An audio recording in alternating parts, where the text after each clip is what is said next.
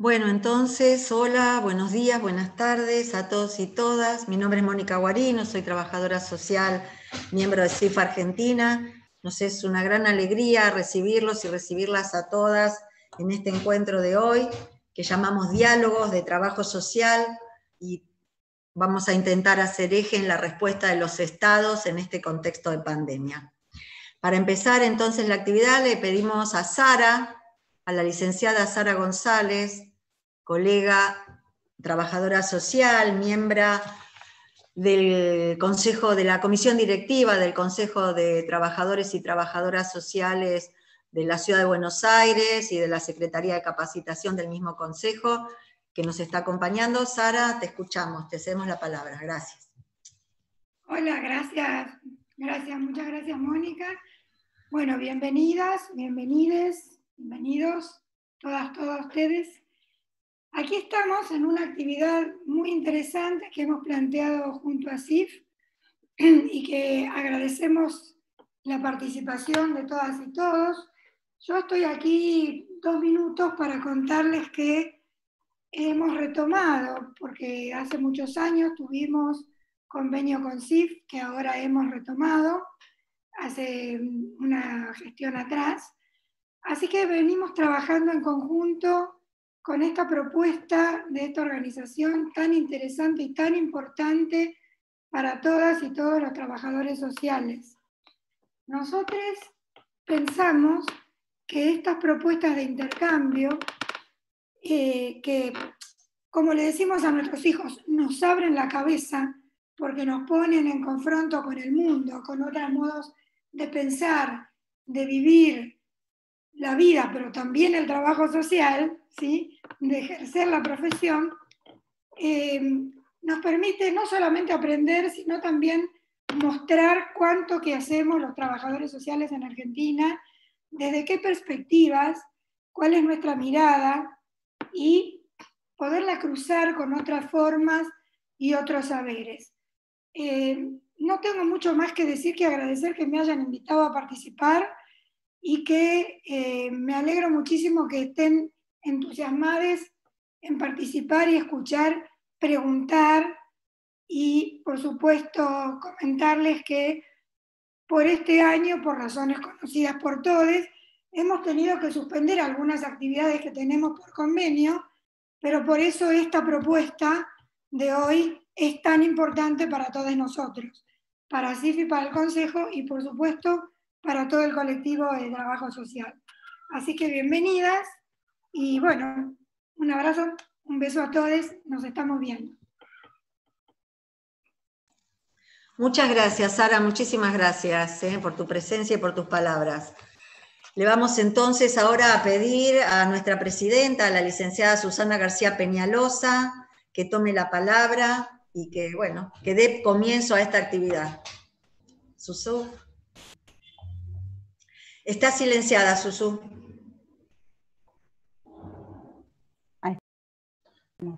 Ahora sí. Bueno, gracias, Mónica. Y nosotros desde el equipo de trabajo de CIF Argentina decidimos realizar este encuentro en el marco de la celebración de los 60 años del CIF Internacional.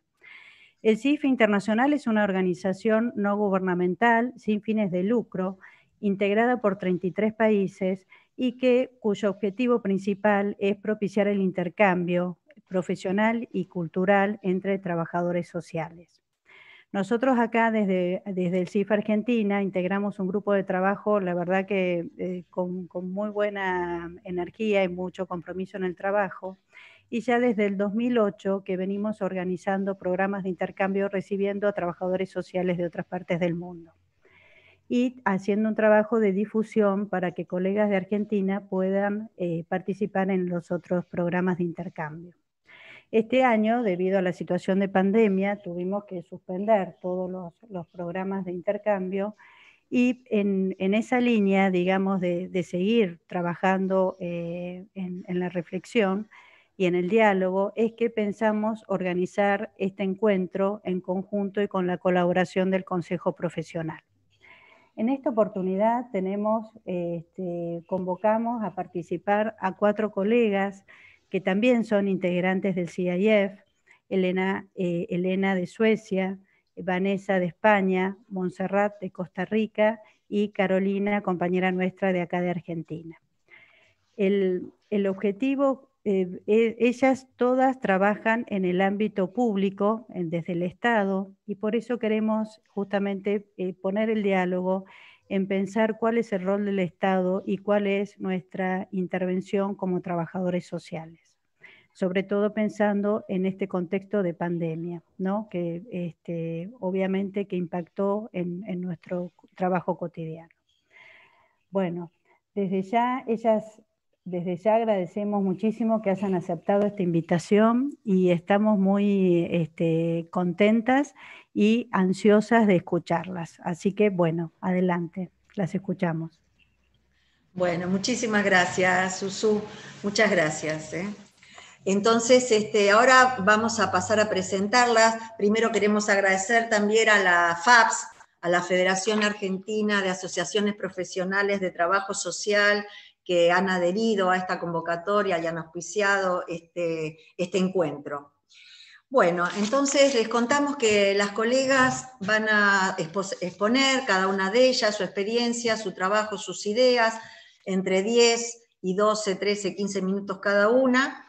Les pedimos a todos y todas los que nos están acompañando que vayan tomando nota, que vayan escribiendo en el chat del YouTube los comentarios, las preguntas, las ideas, lo que quieran compartir, y entonces cuando las 4 colegas terminen su exposición, vamos a pasar al momento del intercambio. Muchas gracias. Bueno, entonces vamos a presentar a Elena, a la licenciada Elena Olson. Elena, bienvenida. Muchas gracias, Mónica.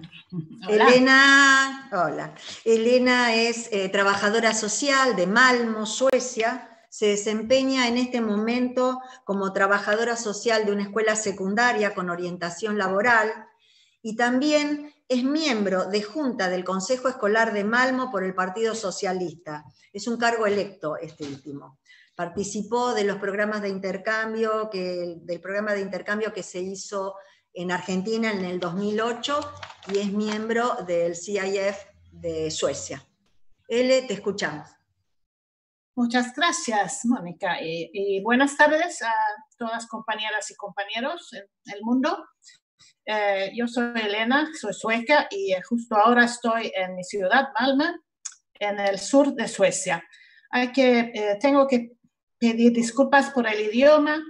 El español no es mi lengua materna. Por eso necesito leer mis documentos. Mi idioma es sueco, por supuesto. Bueno, voy a empezar a hablar de la estrategia Corona Sueca, cual objetivo principal es evitar el contagio y aplanar la curva del número de personas que necesitan atención hospitalaria. La enfermedad infecciosa COVID-19 se ha convertido en una pandemia y se propaga en Suecia desde marzo de este año. Cada ciudadano sueco es responsable de evitar su extensión a través del contagio. Y como alta edad es el principal factor de riesgo, por eso se considera que las personas de 70 años y mayores son un grupo de riesgo. Entonces, todas las personas de 70 años y mayores se les urge limiten sus contactos sociales estrechos. Mantengan una distancia física hacia personas con quienes no conviven. Eso es en realidad cuarentena para todos los de 70 y mayores. Bueno, todos los ciudadanos suecos o que viven en Suecia deben limitar sus contactos estrechos para reducir la cantidad de infectados, a fines de ayudar a evitar la saturación del sistema de salud. Entonces, todos deben contribuir en este apoyo al sistema de salud, ya que durante un tiempo tendrán un sobrecargo muy, muy alto. La llamada curva de contagiados debe aplanarse para que no todos queden enfermos al mismo tiempo. Hay diferentes recomendaciones de la Autoridad de Salud Pública en Suecia. Por ejemplo, Todos los ciudadanos deben mantener la distancia mínima del largo de un brazo hacia otras personas. Todos quienes sienten el mínimo síntoma de resfrío deben permanecer en casa. Y todos que pueden deben trabajar desde casa. Todos no pueden, claro. Toda la enseñanza superior y universidades fueron cerradas en marzo a fines de evitar el contagio provocado especialmente en viajes entre la casa y el recinto de estudios. También todos los que pueden deben evitar viajes en transportes colectivos. También se prohíben las visitas a todos los hospitales y en cuidados de personas de la tercera edad. En un comienzo los viajes eran permitidos solamente si el destino final estaba a 1 o 2 horas de casa. Pero desde mediados de junio este año puede viajarse dentro de todo el territorio sueco. Pero viajes al extranjero que no sean necesarios deben evitarse. Grupos no deben sobrepasar el máximo de 50 personas. Todos los eventos deportivos, musicales y otros fueron cancelados. Encuentros entre personas deben hacerse al aire libre solamente. Al principio eran solamente quienes estaban hospitalizados y el personal de la salud los que hicieron test para COVID-19. Hoy día test se hace en más personas en Suecia. Hubo en un comienzo una gran falta de material de protección y de medicamentos en todo el sistema de la salud. No hubo preparación para una pandemia en la sociedad sueca, por nada. Bueno, como ven, todas estas son recomendaciones de la Autoridad de Salud Pública sueca. Significa que no es obligatorio.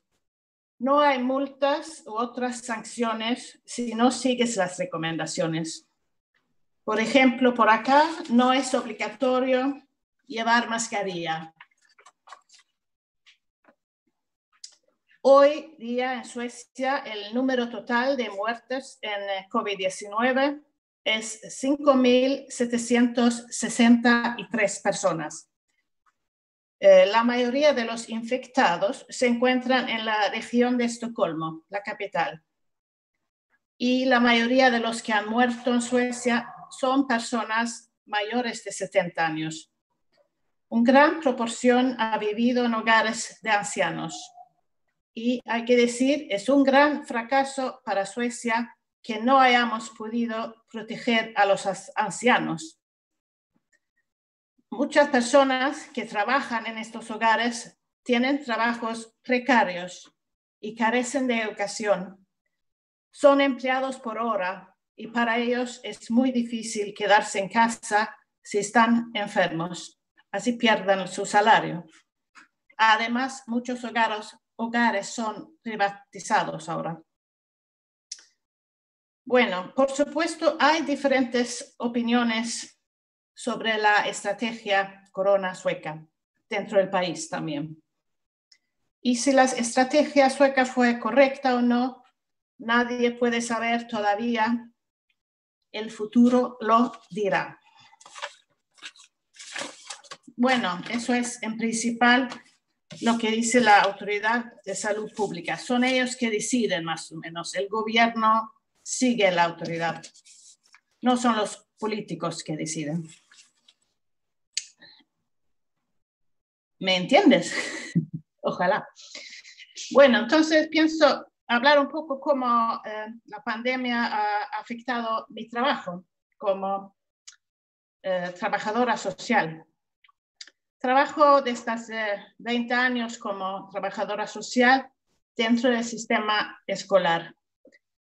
Los últimos 14 años trabajo en una escuela pública secundaria con orientación laboral dentro del área de reparación de vehículos y transportes. También tenemos cursos para alumnos que recién han venido a Suecia de otros países y que están estableciéndose en Suecia. Además, tenemos cursos para aquellos que no han terminado la educación primaria obligatoria. Mi escuela es chiquito, tiene alrededor de 200 alumnos. Son jóvenes de 16 a 20 años y la gran mayoría viene de otros países, Oriente Medio, de África y los Balcanes, por ejemplo. A causa de la pandemia, las escuelas secundarias en Suecia se cerraron a mediados de marzo de este año para evitar riesgo de contaminación. De un día al otro se cambiaron las condiciones de trabajo para alumnos y para el personal. Toda la enseñanza se hizo en forma digital y a distancia. Los alumnos han trabajado desde sus casas y los pedagogos han trabajado 2 días por semana en la escuela y 3 días por semana desde sus casas. Yo, como consejera, he trabajado 4 días por semana en la escuela y solamente 1 día desde casa. Todos los alumnos siempre prestan una computadora para usarla en casa durante su educación en la escuela. Y la carrera es de 3 años. Los alumnos que no tienen acceso a Internet en su casa han podido prestar también el Internet móvil de la escuela para que funcione la enseñanza, ¿no? Como consejera mi contacto con los alumnos durante este tiempo ha sido básicamente a través de teléfono, video, llamada o a través de chat. Las reuniones con las personas se han efectuado a través de diferentes plataformas digitales. Acá usamos Google Meet y Teams. Los alumnos han tenido la oportunidad de venir a la escuela para encontrarse conmigo todo el tiempo, pero no muchos han querido hacerlo a causa del riesgo de contagio. También ha habido padres que no han permitido a sus hijos que vayan a la escuela. Todos los alumnos en Suecia tienen derecho al almuerzo diario gratuito en la escuela. Y cuando estas se cerraron, se suspendieron también los almuerzos. Después de un par de semanas se organizó la posibilidad para que alumnos busquen su comida en diferentes escuelas primarias de la ciudad y pueden llevársela para comer en casa. Hay que decir que las escuelas preescolares y las primarias han estado abiertas para los niños chiquititos todo el tiempo durante la pandemia. Para mí este ha sido un semestre muy diferente para alumnos también, claro, y todo personal. Y he sentido falta del encuentro con los alumnos, por supuesto. Para algunos alumnos ha funcionado bien, pero para otros, por supuesto, no ha sido muy fácil. Los alumnos que normalmente necesitan mucho apoyo en su trabajo escolar para tener éxito en sus estudios, no han podido obtenerlo. Bueno, ni los alumnos ni el personal en mi escuela, hasta donde yo sé hoy, se han enfermado de COVID-19. El gobierno sueco ahora ha decidido que las escuelas secundarias abran nuevamente a partir de mediados de agosto. Falta una semana, cuando un nuevo año lectivo comienza. Claro que las recomendaciones de la Autoridad Nacional de Salud Pública hay que continuar siguiéndolas, pero va a ser un poco difícil mantener la distancia. Por ejemplo, hay que decir que estoy un poco nerviosa por cómo se va a desarrollar. Bueno, al otoño, ¿dónde vamos ahora al otoño? Bueno, Mónica, ¿cuánto tiempo tengo? No sé. ¿Estás? Te falta, tenés unos minutos todavía. Voy a decir algo. Bueno. ¿Querés compartir algo sobre tu posición como miembro de la Junta Escolar? Sí, Ele, nos interesa. Tenés 3 minutitos más, tenés. Gracias. Bueno, quiero decir algo de las demandas políticas de mi partido, que se llama Partido de Izquierda, acerca de la crisis corona. No solamente a través de mi cargo, sino de todo el partido, por supuesto. Hemos a nivel nacional como local actualizado que el ciudadano común debe tener prioridad en ser protegido, no solamente las empresas y dueños del capital. A nivel nacional fuimos los primeros en exigir la abolición del día de calificación al seguro de salud, lo cual fue aprobado. La desaparición de los empleos precarios para que las personas puedan recibir su seguro de salud en caso de enfermedad y que se disminuyan los requisitos para recibir el seguro a la cesantía, así incluyendo mayor número de trabajadores. Fuimos rápidos también en actualizar la necesidad de un fondo a la vivienda para aquellos que entraron en dificultades en pagar su arriendo. Algunas de estas medidas fueron apoyadas también por los sindicatos y en parte realizadas, no todas. Entonces, en Malmö local hemos exigido un paquete crisis para el ciudadano común de Malmö y para NGOs, ¿no? Organizaciones populares sin fines de lucro.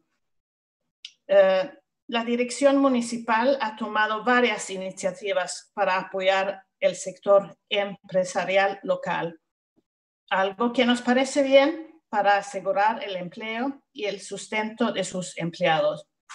Pero de todas maneras sentimos falta de un paquete de medidas que aseguran la situación de aquellos que de un día al otro de repente pierden su salario, para todos los que no tienen una vivienda y para las organizaciones populares que luchan muy duramente durante esta crisis. Las medidas de apoyo no deben darse solamente a las empresas. Esto es algo errado desde el punto de vista de clases. Bueno, el tiempo se acabó. Okay. Sí, muchísimas gracias, Ele. Seguimos después, si te quedan cosas pendientes, seguimos en el momento de las preguntas. Te agradezco mucho, te agradecemos mucho la presencia. A vos. Entonces ¿será todo aquí? Sí, por favor. Y ahora le damos entonces la bienvenida a Vanessa. Hola Vanessa, la licenciada Vanessa Santos Casados es una colega y compañera de CIF España, de la zona de Cantabria.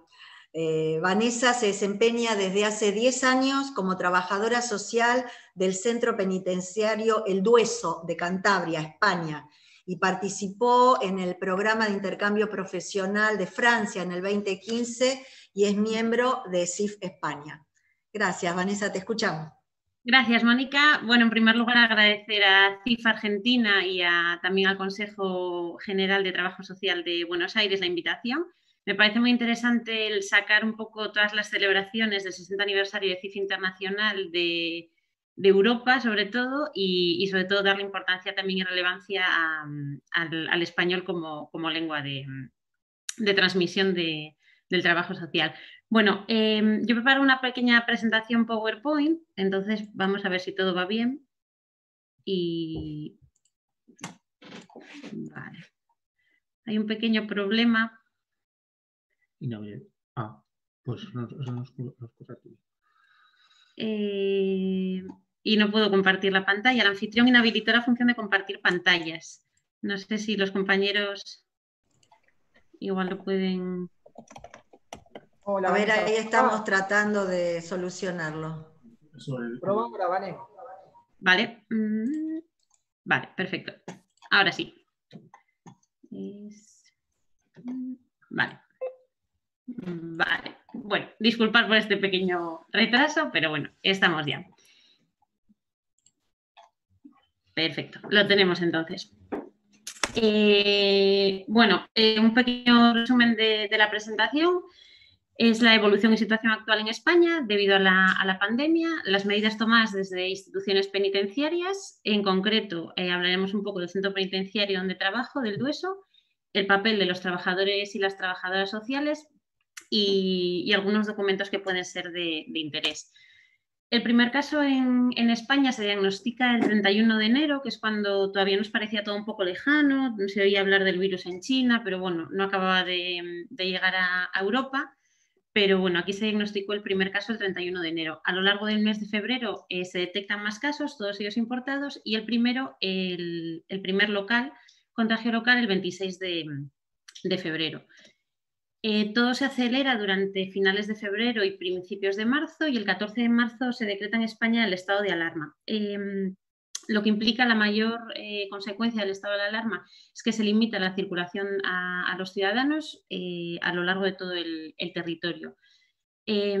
Como consecuencia de ello, se empiezan a suspender actividades educativas, las aperturas de comercios minoristas, actividades culturales, deportivas, y se restablecen los controles fronterizos. España fue uno de los países que aplicó un sistema de cuarentena mayor y solo se nos permitía salir a trabajar, salir a comprar, farmacia y cuidado de personas mayores y enfermos. Esto se alarga hasta el 26 de abril, que se van aliviando poco a poco las medidas, empieza a permitir salir a los niños, empieza a permitir salir ciertas actividades deportivas, muy poco a poco, se aprueba una desescalada por territorio según esa situación epidemiológica, se hace por provincias a través de fases, de la 0 a la 4, y el 21 de junio se establece la denominada nueva normalidad, que es la que ya nos permite desplazarnos por todo el país, reuniones de personas en número reducido, bueno, una nueva normalidad un poco extraña, pero normalidad. Simplemente para ilustraros un poco la curva de contagios, pues el pico mayor llegó a finales de marzo, se rebaja mucho en lo que dura el confinamiento y ahora vuelve a repuntar otra vez, sobre todo debido al movimiento de personas y al turismo. Os ilustro también con Cantabria, que es donde yo vivo y donde yo trabajo, y la curva es similar, muy reducida en casos, pero bueno, sigue la misma tendencia, una explosión a finales de marzo y repuntamos ahora otra vez a finales de julio, agosto. Bueno, en instituciones penitenciarias se determina que es un servicio esencial, por lo tanto, seguimos trabajando. Lo que sí se hace es establecer equipos de trabajo para limitar los contagios. Entonces, vamos a trabajar por semanas. Una semana van unos profesionales y a la semana siguiente otros. Estamos trabajando así durante marzo, abril, mayo y principios de junio. Algo que nos parece muy interesante es que se flexibilizaban las medidas para los internos e internas en régimen de libertad. Los internos que estaban en este régimen de cumplimiento se les envía a casa, ya no tienen que permanecer en los centros de inserción social, y comienzan a llegar información y protocolos de actuación. Todos al principio bastante confusos, primero que no usáramos la mascarilla, después que sí, después que se podía reutilizar, todo un poco confuso. De hecho, para los internos solo se hizo un cartel, que lo pongo aquí a modo de un poco ilustrar lo que nos pareció a todos bastante cutre, por decirlo de alguna manera, en el que nos informaba a los internos de tomar la distancia de seguridad o cosas muy simples que era necesario aplicar en un centro donde conviven muchas personas y bueno, que habría que tomar. Lo único que se remite por parte de instituciones penitenciarias es este cartel. Luego, como consecuencia sobre todo de la declaración del estado de alarma, se suspenden las comunicaciones entre los internos y las familias, se suspenden los permisos de salida, las salidas programadas, las conducciones entre los centros penitenciarios, todo tipo de actividades educativas, culturales, terapéuticas. Y dos medidas que se toman por parte de instituciones penitenciarias es se amplía el número de llamadas telefónicas, que pasa de 10 a 15, y el establecimiento de videollamadas. Os lo pongo en negrita porque luego voy a hablar un poco más de ello. Tengo un pequeño vídeo que habla un poco, yo creo que da tiempo, es muy cortito.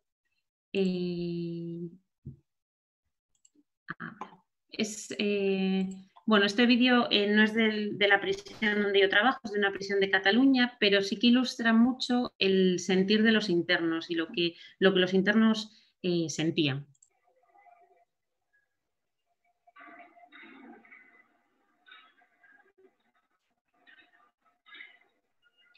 Mi vida antes del coronavirus aquí en prisión era igual que ahora, trabajar aquí en el DAE, en la ordenanza, preparando desayunos, ayudando a la gente y bueno, lo único que no me lavaba tanto las manos. Y ahora desde que ha estado la alarma esta, pues me lavo más las manos, intento no tocar tanto las cosas sin guantes.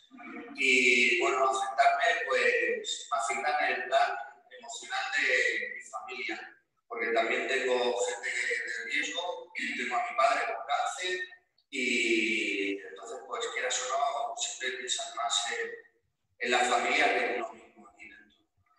Y luego, pues nada, llevándolo todo lo mejor que se pueda y intentando no pensar. Porque también se me había adelantado todo con los cursos, en la escuela también me distraía bastante y ahora con esto del coronavirus, pues escuela parada, mis amigos parados, entonces claro, estamos aquí con figuras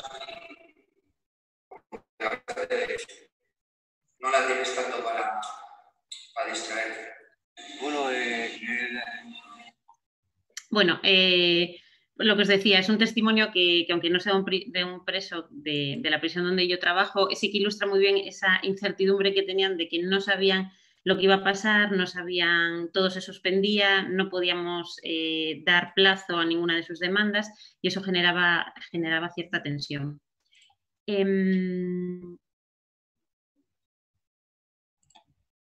Vale, a principios de junio se va retomando poco a poco cierta normalidad. El 8 de junio ya volvemos todos a trabajar, vuelven ciertas actividades terapéuticas, vuelven las familias a poder comunicar en los locutorios y luego vuelven los permisos de salida, vuelven a poder salir de permiso. Los datos por contagio de COVID-19 en prisiones en España son de fecha 22 de julio, no los han vuelto a actualizar, pero bueno, sí que es verdad que a nivel de internos ha habido 85 casos, que no son muchos, una población penitenciaria de unos 70.000, y luego sí es verdad que hay bastantes casos positivos de funcionarios, de trabajadores de prisiones, que vemos ahí que son 280. Probablemente en estas últimas 3 semanas haya aumentado más. Bueno, el centro penitenciario donde yo trabajo es un centro particular, fue construido en 1907, actualmente tiene una población de unos 300 internos hombres y 15 mujeres y unas características arquitectónicas bastante particulares que tienen consecuencias a la hora de hablar de la pandemia. Aquí hay algunas fotos para ilustrar un poco. El patio es muy grande, los edificios son antiguos, entonces la posibilidad de aislar a los posibles contagiados es complicada. En extensión es muy grande y bueno, el marco es incomparable, eso está claro. Son pabellones, como veis, pues bueno, de principios del siglo XX, de galerías. Entonces, sí que hay un módulo que es de reciente construcción que está más preparado para poder aislar a los posibles contagios. Bueno, simplemente algunas fotos para que pudierais ver. Os pongo esta noticia porque el martes pasado tuvimos el primer caso detectado de coronavirus. Lo que se ha hecho se ha seguido el protocolo de aislamiento desde el momento del ingreso en prisión y ahora mismo se están haciendo pruebas a aquellos que hayan podido tener contacto con él. El problema es que, bueno, se han suspendido otra vez los permisos de salida, con lo cual genera bastante ambiente, bueno, un poco, sobre todo de incertidumbre. Bueno, lo que más quería destacar era el papel de las trabajadoras sociales en ese momento. Yo creo que lo primero que hicimos muy bien, porque eso tenemos que reconocer, es aceptar lo importante que éramos. Así como otros profesionales que componen los equipos técnicos aquí en España en prisiones, que somos psicólogos, trabajadores sociales, educadores y juristas, todos menos los trabajadores sociales querían dar un paso atrás, decir, no, nosotros trabajamos desde casa, igual no es tan relevante que estemos aquí, si los profesores no están en las escuelas, nosotros ¿por qué tenemos que estar? Bueno, y los trabajadores sociales dimos un paso adelante y creíamos que teníamos que estar ahí y creíamos además que era importante que entre más estuviéramos, mucho mejor. Tuvimos una función educativa muy importante, tanto con los internos, porque era algo que les tocaba muy de lejos, no sabían, bueno, para qué tenemos que tener distancia, para qué hay que lavarse tanto las manos, ahí tuvimos un papel importante, y también con las familias, porque muchas familias no entendían muy bien qué era el estado de alarma, porque no podían salir de casa, entonces ese contacto con las familias también fue muy importante. También hicimos mucha contención emocional con las familias, porque el no poder ver a sus seres queridos que estaban en prisión genera mucha tensión, pensaban que se les ocultaba información, pensaban que había positivos. Entonces, bueno, ahí también tuvimos un papel importante. Una actuación responsable que era precisamente, pues, por ejemplo, no atendíamos en el despacho, se habilitaron algunos espacios, se les respondía mucho por escrito para que ellos vieran que también era importante lo que estaba pasando y que había que tomar medidas. Y luego tuvimos un papel muy relevante en la gestión de las videollamadas. Se impusieron las videollamadas con ciertas restricciones, solo para casos muy concretos, y nosotros, sobre todo en nuestro caso, en el Dueso, decidimos que habría que abrir la mano y que entre más personas pudieran videollamar, mucho mejor para todos, mucho mejor para los internos, mucho mejor para las familias y mucho mejor para el ambiente tenso que se estaba generando en el patio. Primero hablábamos con el interno para ver con quién quería hablar, contactábamos con la familia, concertábamos una hora, también nos acercó mucho a las familias y fue dentro de toda la tensión que se vivió en esos momentos, fue bonito porque las familias incluso nos decían, por favor, cuidaros, estar bien vosotros porque os necesitamos sanos ahí. El Consejo General de Trabajo Social, que es el que aglutina a todos los colegios profesionales de España, también tuvo un papel muy relevante en prisiones y en todos los ámbitos porque, bueno, desde el primer momento apostó por el apoyo a los profesionales y en la elaboración de documentos. En concreto, veis ahí Nuestras Voces, es un grupo de expertos que ha creado el Consejo General, un experto por cada área y bueno, junto con el Consejo elaboramos, junto con el Consejo y la Asociación de Trabajo Social de Instituciones Penitenciarias, se elaboró este documento que es el de propuestas desde el trabajo social penitenciario. Simplemente para que lo veáis un poco, de todas maneras es accesible.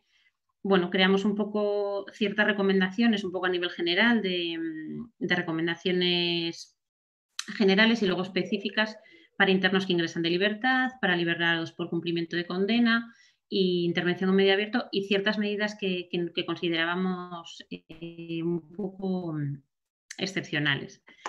Eso nos ayudó también, nos servía como guía de trabajo.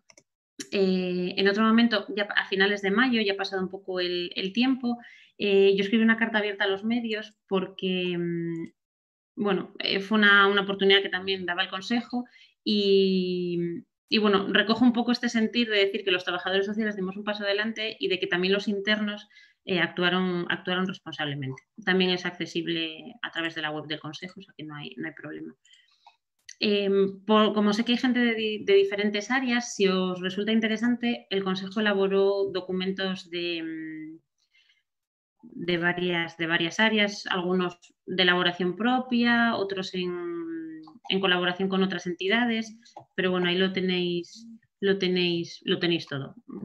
No carga muy bien, pero bueno, hay de todo.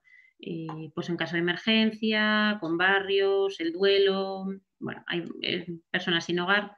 Hay varios documentos.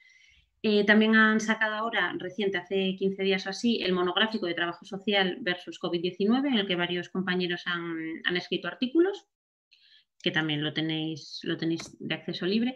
Y esto me parece interesante rescatarlo porque es un boletín que estuvo editando la Fundación EGUIA, un centro de documentación y estudios, que a lo largo de bueno, si no os paso el enlace después, a lo largo de todas las semanas publicaban publicaban un boletín que recogía todas las noticias y documentos de interés. Ya por finalizar, que creo que estoy al final del tiempo, el Consejo General de Trabajo Social, a través de una campaña que denominó Trabajo Social Responsable, recogió el testimonio de varios profesionales.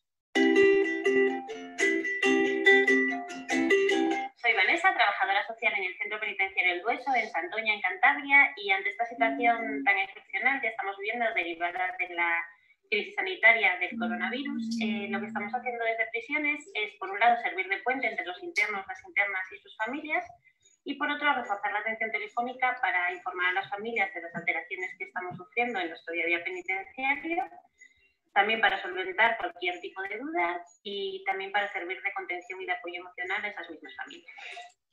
Bueno, lo he cortado porque es muy largo, no es que quiera ser yo protagonista de nada, pero coincidía que era la primera, entonces, bueno, tenéis el vídeo ahí para verlo.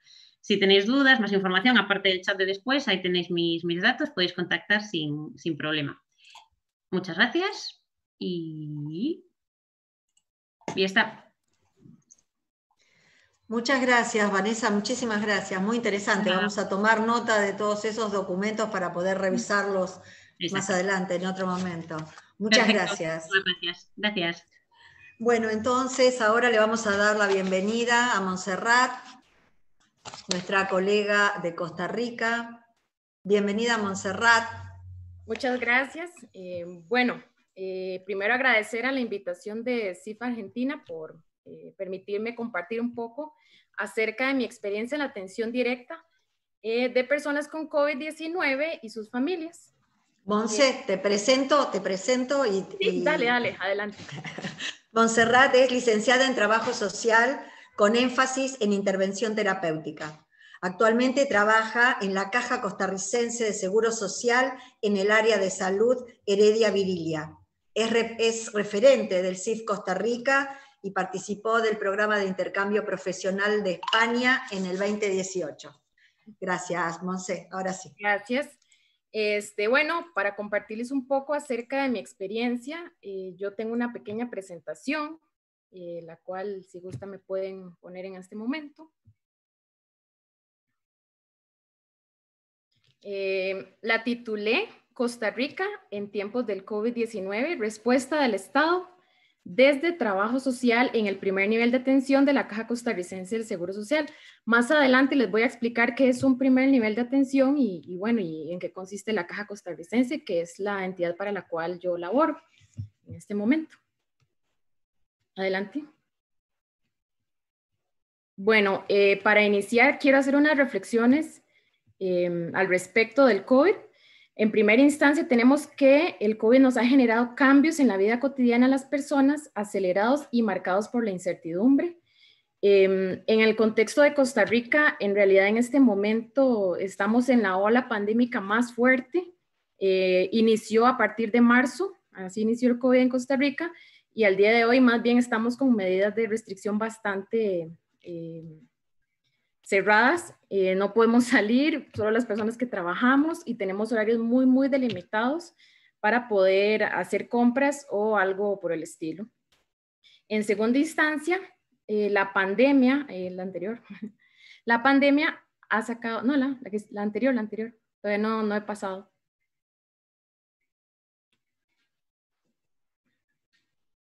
La pandemia ha sacado a la luz y agudizado diversas manifestaciones de desigualdad y exclusión social que propician que la vivencia diaria sea más compleja y con mayores afectaciones en distintos ámbitos, en el económico, social, político, familiar, entre otros. Como les decía anteriormente, en realidad en este momento vino a trastornar todos nuestros ámbitos y ha sido un proceso de cambio constante.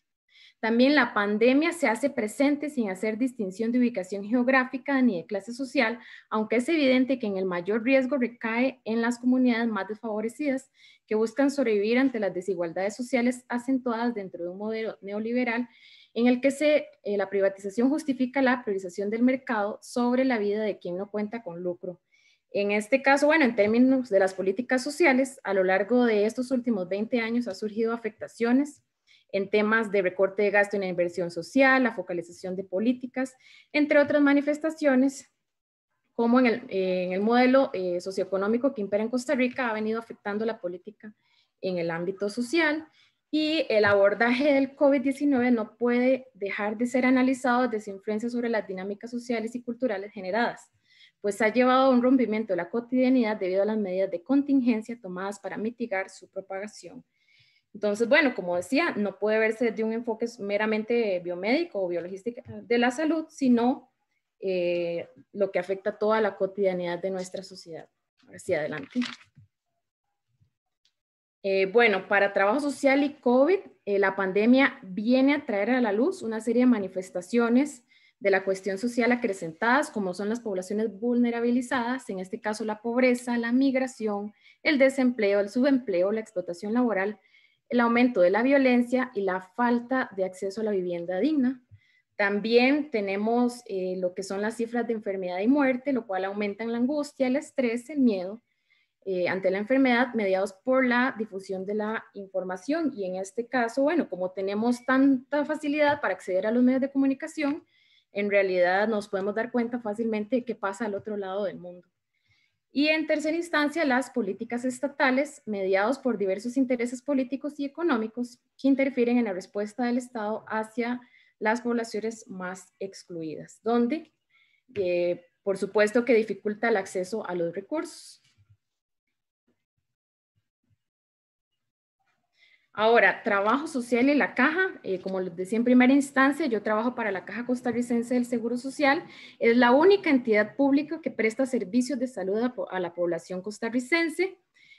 Partamos de que en Costa Rica somos 7 provincias, lo cual tiene una población total de 5.022.000 personas aproximadamente. Entonces, si lo pensamos, en realidad Costa Rica es una nación bastante pequeña y por ende el impacto del COVID en este momento es bastante grande por el espacio tan pequeño en el que nos encontramos.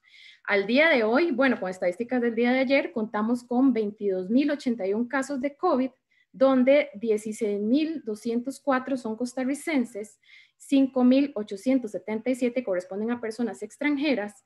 También al día de hoy tenemos 218 muertos y se promedian más o menos entre 600 a 1.000 casos diarios. Y como les decía, en este momento estamos en la ola pandémica más fuerte, entonces ha generado bastante miedo, incertidumbre y demás. Y la atención de salud está dividida en 3 niveles de atención, lo cual les explico a continuación. Bueno, el primer nivel de atención se llaman equipos básicos de atención integral en salud, ubicados en 103 áreas de salud. En uno de esos es en los que yo trabajo, mejor conocidos como EVAIS, donde son la atención de primer mano de las personas de la comunidad. Nos ubicamos en las comunidades. Entonces, como les digo, las personas pueden acceder fácilmente a los centros de salud.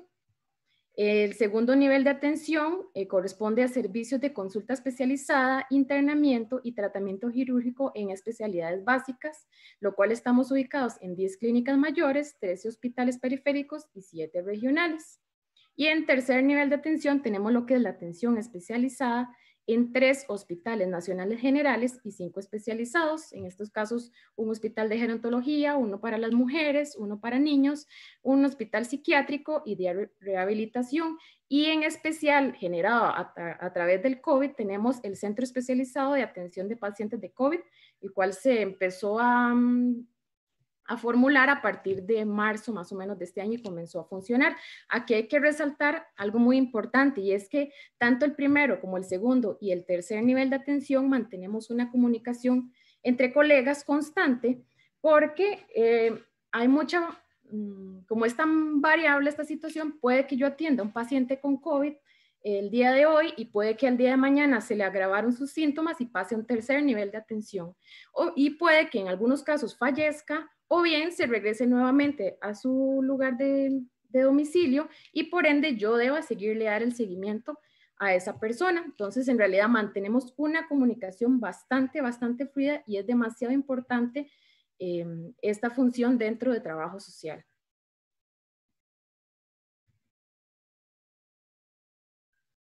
Bueno, ¿cuáles han sido los retos desde trabajo social en la Caja Costarricense? En primera instancia, creo que innovar el tipo de intervención.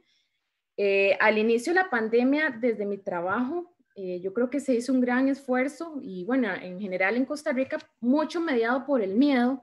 de los referentes de otros países como España, Francia, Italia, lo cual alarmaba mucho a los costarricenses. Creo que se hace un gran esfuerzo en que las personas no sean contagiadas y por ende las personas reaccionan muy obedientes al inicio y por ende en Costa Rica al inicio se contienen mucho los casos. Parte de eso desde mi trabajo es que todas las consultas presenciales que yo daba pasaron a ser telefónicas. Entonces es una de las estrategias para reducir el riesgo y al día de hoy pues también se mantienen. Parte de mi atención es telefónica, no tengo ninguna atención presencial en este momento. Esto no quiere decir que, bueno, en el tercer nivel de atención u otros niveles tengan que tener contacto aún con toda la protección del caso con pacientes con COVID. Luego, pensar y hacer los procesos de trabajo en corto tiempo y constante cambio. Bueno, en realidad, como ahorita tenemos bastantes casos, estamos hablando de que, por ejemplo, yo desde mi trabajo todos los días atiendo alrededor de 10 pacientes con COVID. Llegan todos los días casos nuevos, los cuales requieren una intervención de trabajo social. Y en este momento, nada más para que tomen en cuenta las cifras, somos nada más en mi área de salud, que se llama Área de Salud Heredia Virilla, que abarca 6 comunidades, solo contamos 2 profesionales para una población de 68,000 personas. Entonces, realmente ahorita el estrés y la presión es bastante grande. Pero bueno, nosotros hacemos lo posible y tomar en cuenta también de que tenemos 72 horas para atender a cada paciente COVID nuevo. Entonces, en realidad la presión de trabajo es bastante acelerada. Y bueno, y otro de los retos muy importantes desde salud es el autocuidado de la salud mental de cada profesional. Porque bueno, de alguna forma estamos lidiando todos los días con el dolor humano de las personas y con situaciones muy tristes en algunos espacios, donde se requieren también la catarsis mental con otros colegas y compañeros de trabajo. Bueno, mi intervención directa, ¿qué hago yo desde mi lugar de trabajo? En primera instancia, hay una valoración de la crisis, que bueno, es una intervención en crisis en primer orden o primera instancia, ya sea tanto a nivel individual y familiar, basados en un perfil del CASIC, que implica la parte conductual, afectiva, somática, interpersonal y cognitiva. Entonces, basado en esa evaluación que yo hago, yo voy a catalogar mediante un triage psicosocial y determino la prontitud y las prioridades de intervención y abordaje de esa persona. Los catalogamos en personas de abordaje verde o bajo riesgo, amarillo o mediano riesgo y rojo de alto riesgo. También ya en la atención de la crisis, bueno, damos lo que es primeros auxilios psicológicos, donde establecemos la interacción con ellos, la parte de las necesidades inmediatas, que aquí es demasiado importante tomar en cuenta un aspecto, y es que a raíz de que salga una persona infectada en la familia, inmediatamente toda la familia entra a un aislamiento domiciliar y por ende requiere, bueno, muchas personas se han visto en pérdidas de empleo, falta de alimentación, entonces esta parte de las necesidades inmediatas es sumamente importante en nuestro ejercicio y la parte de coordinación de todo lo que es la asistencia social, en estos casos con algunas otras instituciones, la Comisión Local de Emergencias y demás. También tenemos la parte de, bueno, el abordaje de otras situaciones sociales, entre esas, pues también situaciones de violencia, situaciones de pobreza extrema que ya venían, o bien que sean personas menores de edad en riesgo, o personas embarazadas sin recursos, entre otros aspectos. Y también tenemos, bueno, como les decía, el enlace con recursos de apoyo, como les decía, con otras instituciones. Entonces, en realidad, tenemos que tener todo un banco de recursos para saber cómo y de la forma más idónea colaborar con la persona. Y también tenemos la parte de la educación social en salud, donde en medio de un mundo de tanta información, nosotros tenemos la responsabilidad de informar correctamente a las personas sobre este fenómeno, cómo seguir protocolos sanitarios y demás. El abordaje de estrategias de afrontamiento en estos casos, cuando hay pacientes ya con el riesgo de morir, pues también esa parte de soporte, que si bien es cierto, el tercer nivel de atención tiene más de cerca personas en internamiento con posibilidad de muerte, pues nosotros también tenemos en algunos casos que abordar a estas personas y sobre todo su familia. Y bien, también nos hemos visto inmersos en que si muere alguna persona dentro de la comunidad o bien en su hogar, tenemos que coordinar toda la parte del manejo del cuerpo con la familia, el embalaje y demás, lo cual en realidad también es bastante delicado, pues obviamente porque la persona y la familia tienen que permanecer en un aislamiento domiciliar y nosotras tenemos que ver cómo lo hacemos todo vía telefónica y coordinamos con otras instituciones. Y por supuesto, bueno, el seguimiento de acciones concretas y el trabajo interdisciplinario e intersectorial. También aquí, muy importante, como tenemos en este momento una sobrecarga de trabajo bastante alta, yo recurro mucho también a la disciplina de psicología, que también trabaja de la mano mucho conmigo en esta situación, por yo no poder darle el seguimiento tan constante que quisiera por la demanda tan alta que hay en este momento de casos. Bueno, ya para finalizar y no abusarme con todo lo que quisiera pues compartirles, Costa Rica cuenta en realidad con un sistema de salud que hace un esfuerzo constante por dar respuesta a las necesidades que ha traído consigo la pandemia. Aquí algo que quiero resaltar es el esfuerzo que en realidad ha hecho la Caja por atender absolutamente a cualquier persona, y en esto me refiero de que algo particular, al menos desde mi experiencia, es que hemos visto muchas personas inmigrantes que han venido a Costa Rica huyendo, como lo de Nicaragua, huyendo de una pandemia un poco descontrolada, y vienen a solicitar refugio a Costa Rica, y aún sin seguro y demás, se le hacen todas las facilidades para que puedan ser atendidos. Entonces yo creo que Costa Rica ha hecho un fuerte esfuerzo en poder cubrir esas necesidades de las personas y sus familias. También desde el ámbito de la salud resulta un reto constante posicionar y visibilizar nuestro accionar profesional y humano de la pandemia en el contexto biologista de la salud. Y a esto porque pareciera que la pandemia es meramente un tema médico, pero definitivamente la parte del dolor, del duelo, de las pérdidas, trabajo social está haciendo un gran esfuerzo, y visibilizarlo constantemente con otros profesionales de la salud ha sido todo un reto, que en algunos espacios hasta han cuestionado nuestro trabajo.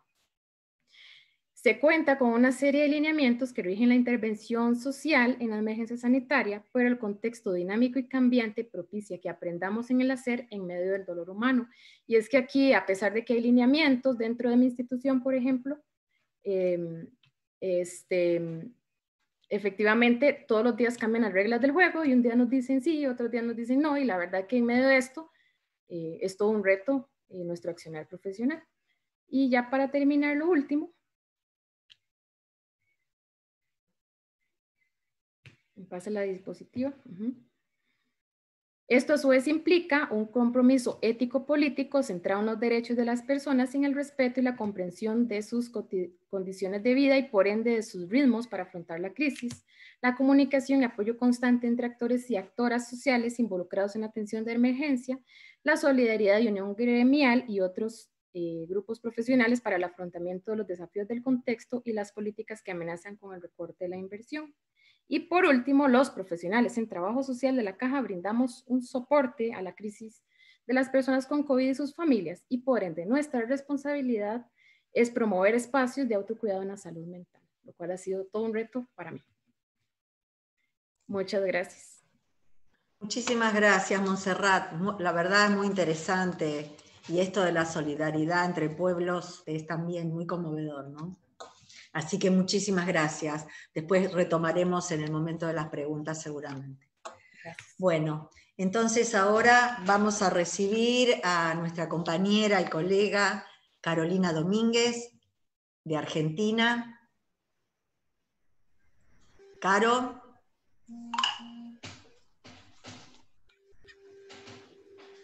Hola, Caro.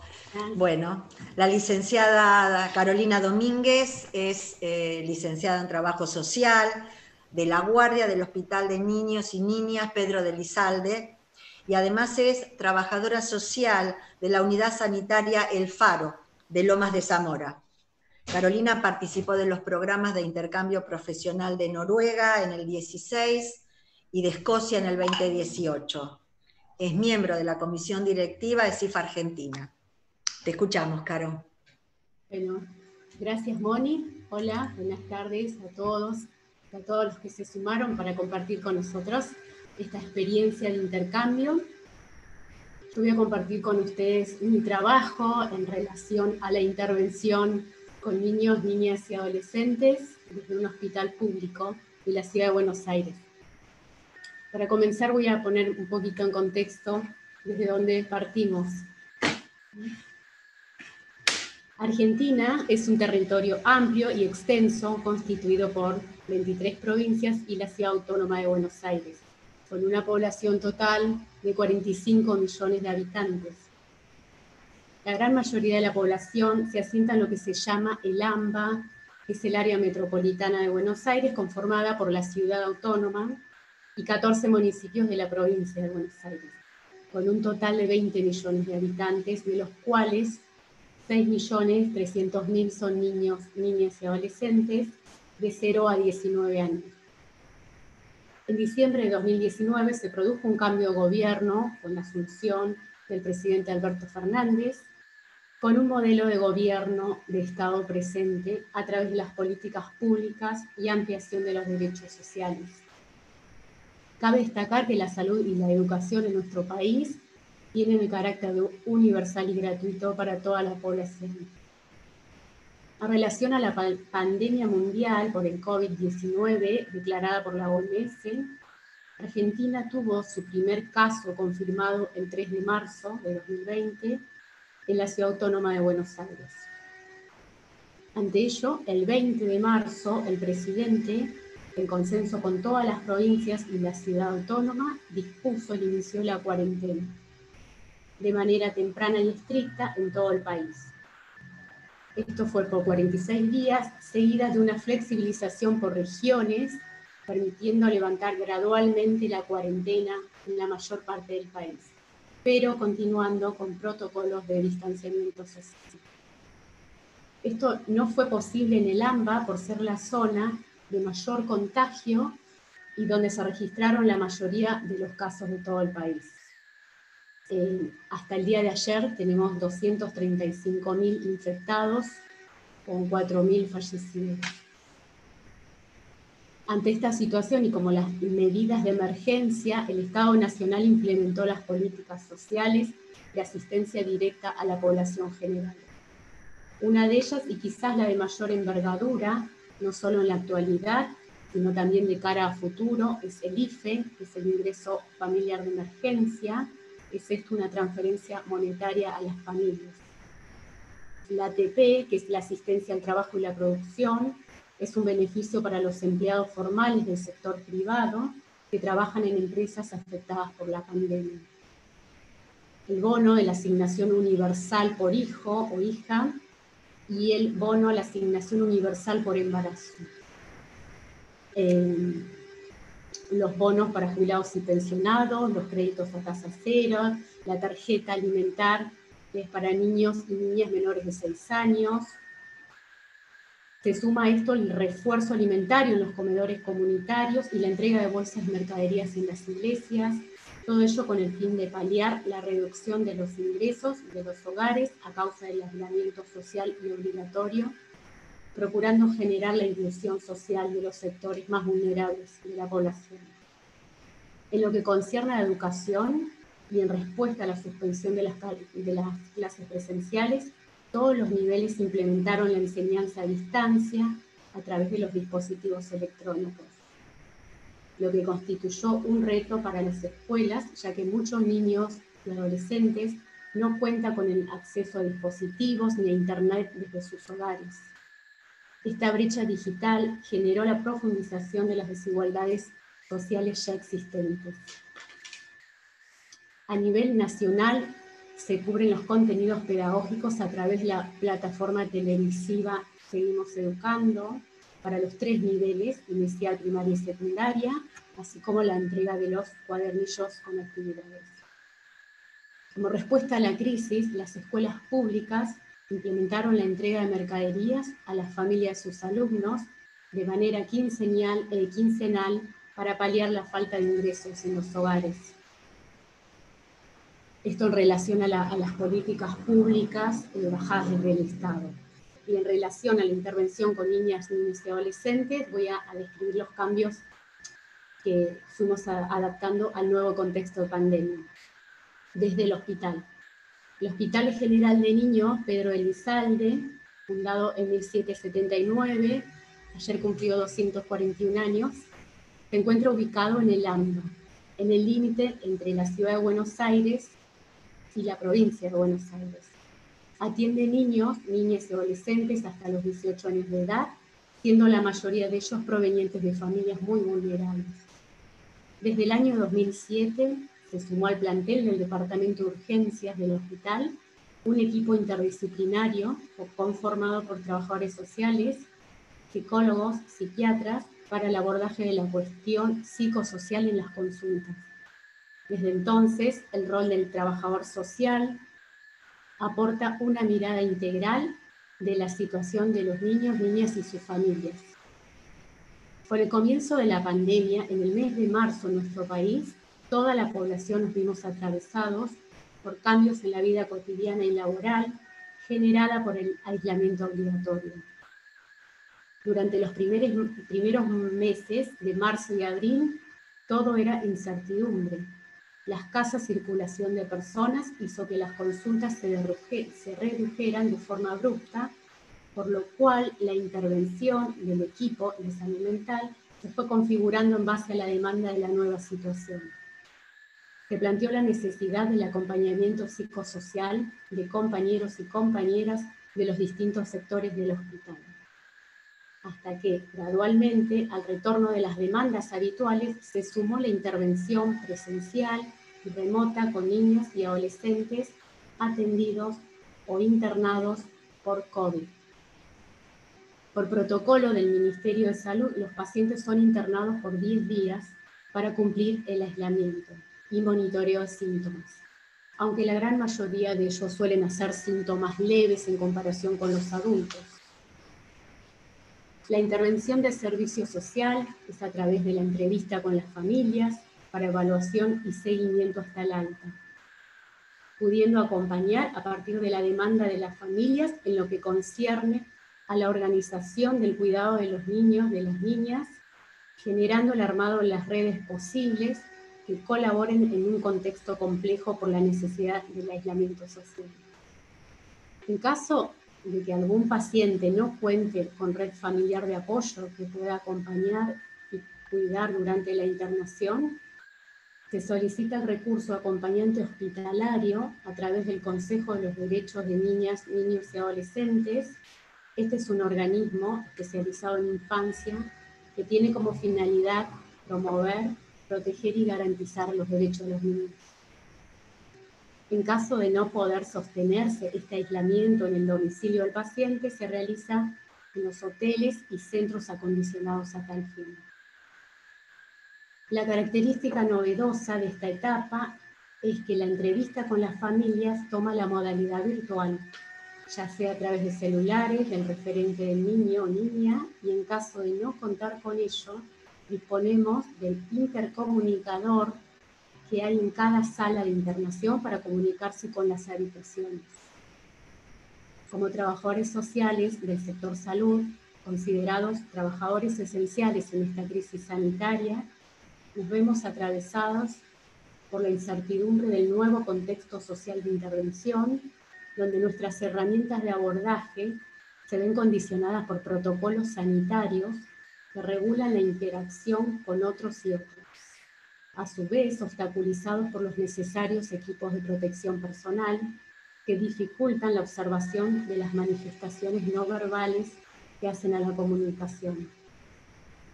Esta nueva modalidad de abordaje de niños, niños y sus familias está marcada por la distancia, la virtualidad, la transformación de los cuerpos y el espacio, donde la presencia es condición para el encuentro.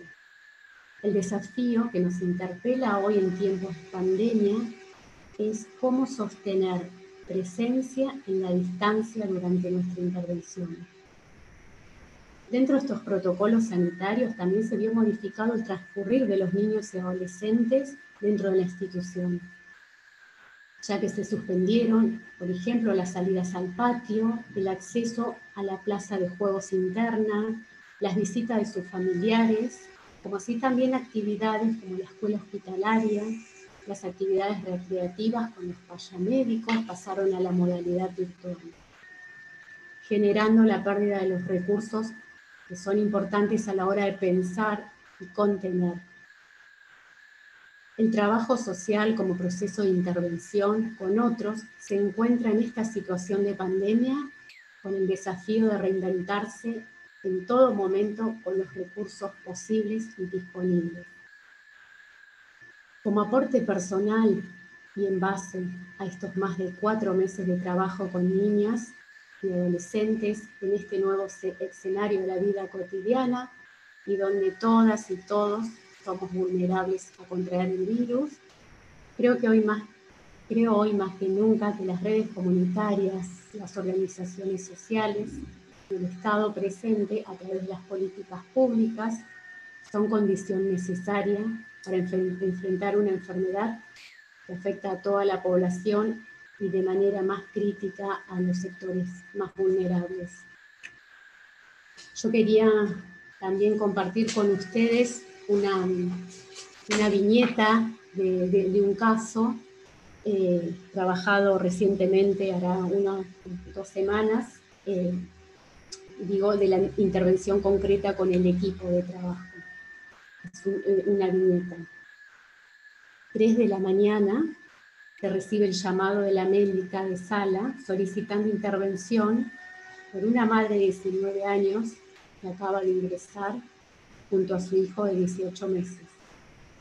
La misma se encuentra muy angustiada y refiere querer retirarse del hospital. El niño presenta síntomas de broncoespasmo. Ambos se encontraban alojados en un hotel por aislamiento de contacto estrecho por COVID, a la espera del resultado del hisopado.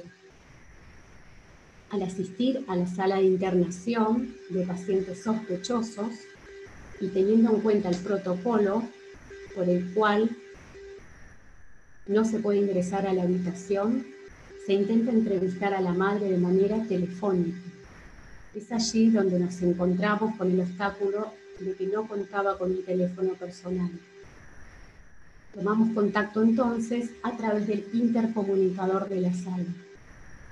La madre se encontraba muy angustiada, atemorizada, desbordada, imposibilitada de todo movimiento, con llanto intenso, por lo cual decidimos dividirnos y una integrante del equipo se acercó a la ventana de la habitación para poder presentarnos y conectar a través de la mirada, mientras otra continuaba sosteniendo a través de la palabra y la voz la contención verbal a la distancia.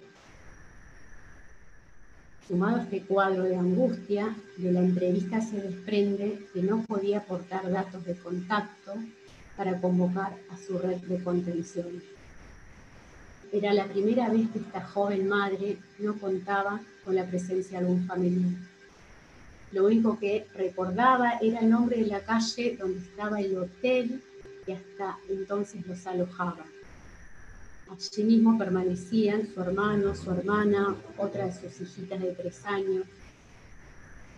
A través de internet, del buscador de internet, se dio con el teléfono del hotel. Se logró contactar de manera telefónica a su hermana, quien aportó los datos que luego le dejamos plasmado en una hoja a la madre del niño. Referencias que produjeron un marcado alivio. Asimismo, con el celular personal de una de las integrantes del equipo y tomando los cuidados necesarios, se posibilitó la comunicación con su hermana. Recién entonces, recuperando el movimiento y pudiendo sostener por esa noche la permanencia en la habitación, dimos por concluida la intervención. De este abordaje en la urgencia podemos visibilizar la importancia de la red familiar o afectiva para contener una situación inesperada. Los protocolos sanitarios que cuidan al tiempo que obstaculizan la principal herramienta de intervención, que es la atención presencial cara a cara, y la falta de comunicación clara de las instituciones que orienten a las personas. En este caso, la joven no tenía datos del hotel donde los alojaron, no sabía que las llevaban de un hospital a otro y tampoco que los dejarían internados, debiendo alejarse de su otra hija y sin poder prepararse para poder estar por primera vez en soledad junto a su hijo. Bueno, esto era la viñeta, el caso concreto que quería compartir de la intervención en este nuevo contexto de pandemia y cómo fueron cambiando nuestras herramientas, ¿no?, de los trabajadores sociales, que la entrevista en cara a cara es lo que nos funciona, sobre todo nosotros, o yo puntualmente que trabajo en la urgencia, en la emergencia, con mis compañeros, compañeras, psicólogos y psiquiatras, en un equipo interdisciplinario, y que nosotros decimos, vamos a poner el cuerpo con los pacientes y las familias. Bueno, Moni, ya está. Gracias. Excelente, apelando a la creatividad, ¿no? Totalmente, sí. Absolutamente, es muy interesante ver en lo cotidiano cómo realmente se plasma estas cuestiones de las que siempre hablamos, ¿no? Tan necesarias. Tal cual. Bueno, gracias, Caro. Entonces ahora le vamos a pedir a Gaby que ponga en pantalla al resto de las compañeras expositoras para pasar a las preguntas, los comentarios que nos van a ir leyendo las compañeras que fueron levantando del YouTube por escrito. L, ya estás acá, muy bien. Hola. Hola, vamos a esperar entonces que Gaby... hasta Vanessa. Hola. Bien, y Monse, nos falta Montserrat. Ahí está, excelente. Bueno, gracias chicas. Entonces ahora Alicia y Carolina, otras dos colegas de CIF Argentina, nos van a ir leyendo las preguntas para ustedes, y ellas dirán para quién, o si son para todo el panel, o los comentarios de las personas que nos han acompañado en esta exposición. Así que no sé quién arranca. Alicia, ¿vos? Sí, voy a empezar con Elena. Te quiero preguntar, Elena, acá han preguntado si crees que hubo algún cambio en la perspectiva de la sociedad sueca respecto de la pandemia en relación a la estrategia del Estado con gran corresponsabilidad en la ciudadanía. O sea, ¿entendiste la pregunta, Elena? Creo, sí, no. Bueno, entonces voy a tratar de responder. No hubo una diferencia mucho, porque la mayoría del pueblo sueco tiene confianza, una confianza muy alta en las autoridades suecas. Hay problemas, sí, en grupos que no son muy bien integrados en Suecia, es decir, inmigrantes. Y en realidad, bueno, la gran mayoría de los muertos son ancianos, pero también muchos inmigrantes, en realidad. Eso han dicho. De otros países. Y justamente, Elena, tengo otra pregunta que tiene que ver con los cuidados de las personas mayores. Frente a este fracaso del que vos hablaste del Estado, ¿se tomaron cambios o decisiones al respecto? El gobierno ha dicho, pero todavía no lo han hecho, que van a aumentar el número de personas educadas en esos hogares, que van a poner más plata para tener personal bien educado, ¿no? Capacitado, claro. Capacitado, sí. Pero eso yo creo que vamos a ver después de la pandemia. Y esto de todos los, ¿cómo se dice? Eso de los precarios, que no tienen trabajos seguros. Eso ya no han dicho nada, no han decidido. Pero es un gran problema porque viene muchísima gente a estos hogares trabajando. No hay continuación entre el personal. Por supuesto, vienen con el COVID-19 también algunos. Pero todavía no hemos visto mucho de eso, Alicia, desgraciadamente. Elena, ¿y los hogares estos son estatales o privados? Nadie son estatales acá. Son del ayuntamiento, creo que se llama, de la comuna, decimos. Y Claro. muchos privatizados. Y la mayoría de los muertos están en hogares privatizados, en realidad. Y la tercera pregunta que tengo, si nos podés especificar, cuando vos hablaste de la escuela y de los niños, de que se conectaban, ¿qué es el internet móvil que les brindaba la escuela? Porque no entendemos a qué te referís. Ajá. Bueno, puede ser que hay alumnos que no tienen acceso al internet en su casa. Y por eso podemos prestar internet móvil, creo que se llama.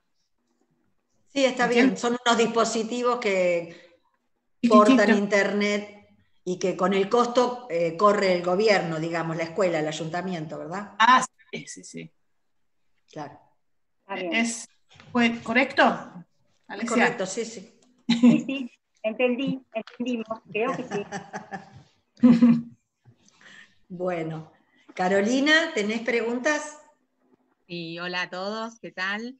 Tengo algunas preguntas para Caro y para Vanessa. Bueno, voy a empezar preguntándole a Vanessa una pregunta que pusieron en relación a la cantidad de contagios.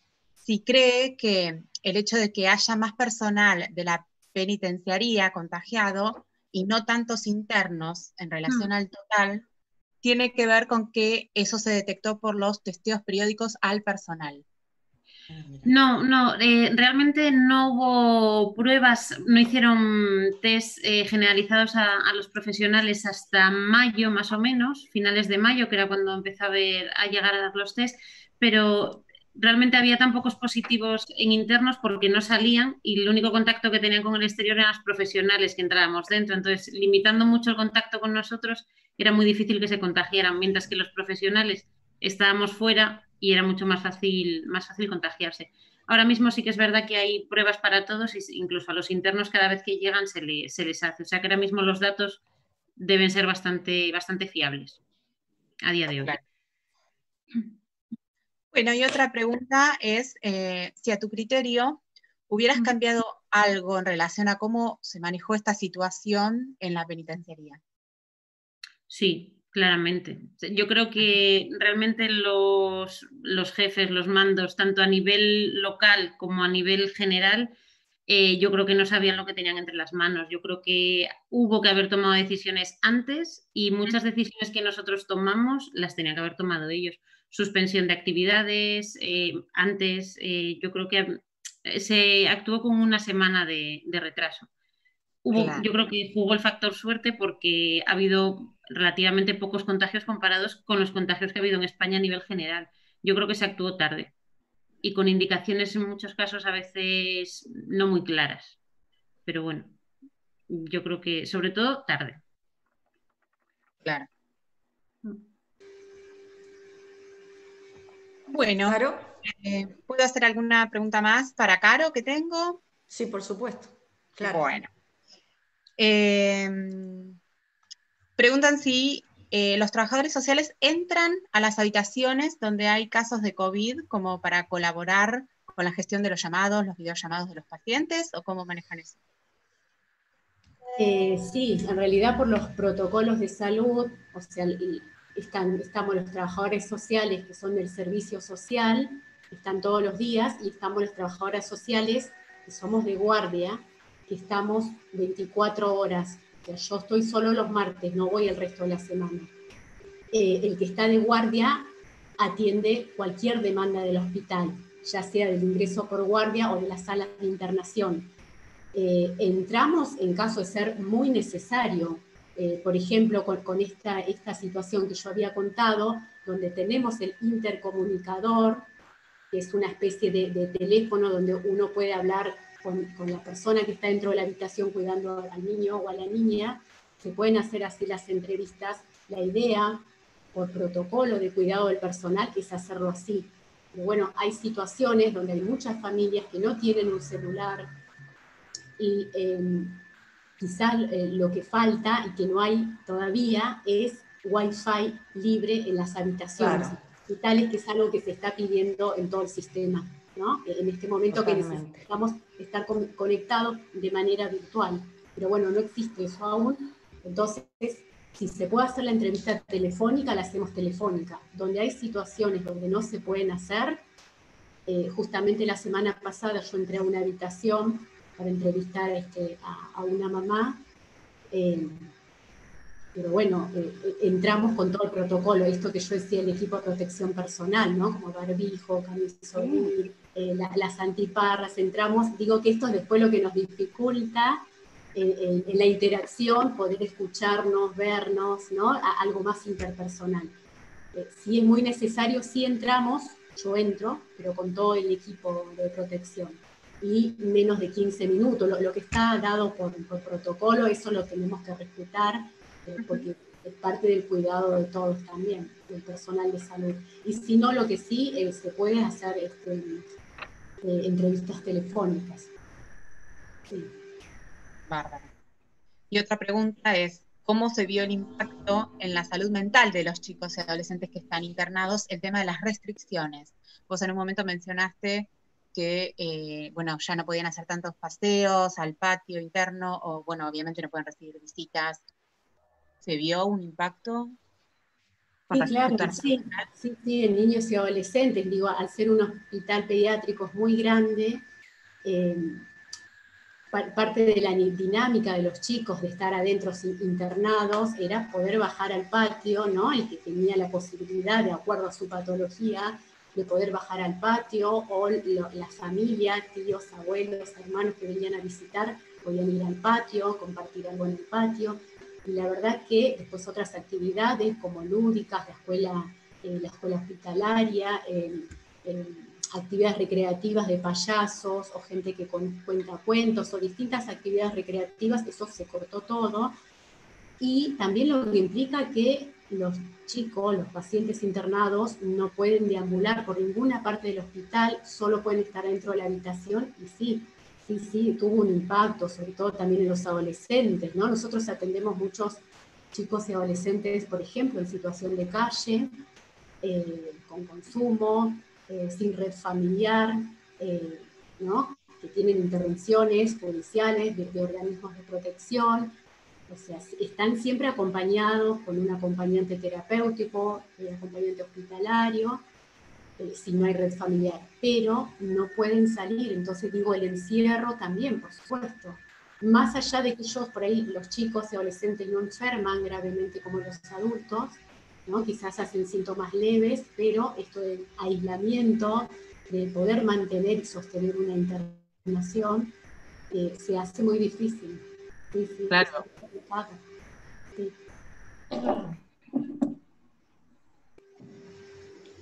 Bien. Hay otra pregunta que, bueno, surgió cuando estaba hablando Carolina, pero me parece que me gustaría que la contesten todas, así que si hay otra pregunta para Montserrat, ¿por qué no seguimos con eso? Porque es una pregunta en relación a cuidados de la salud mental y me parece que es interesante para que la respondan todas después. Sí. Hola, Montserrat. Bueno, sí, yo tengo varias preguntas, pero hay una que es la del millón. ¿Cómo hacen 2 trabajadoras sociales para atender 68.000 personas? Es lo que se preguntan acá. ¿Cómo hacen? Más allá de la teleconferencia. Bueno, la verdad que ese es el gran reto que tenemos desde salud justamente en este momento. Porque a pesar de que tenemos también la atención de COVID, tenemos también las atenciones ordinarias de los demás motivos de consulta. ¿Cómo estamos haciendo? Pues en realidad hay una gran sobrecarga de trabajo en estos momentos.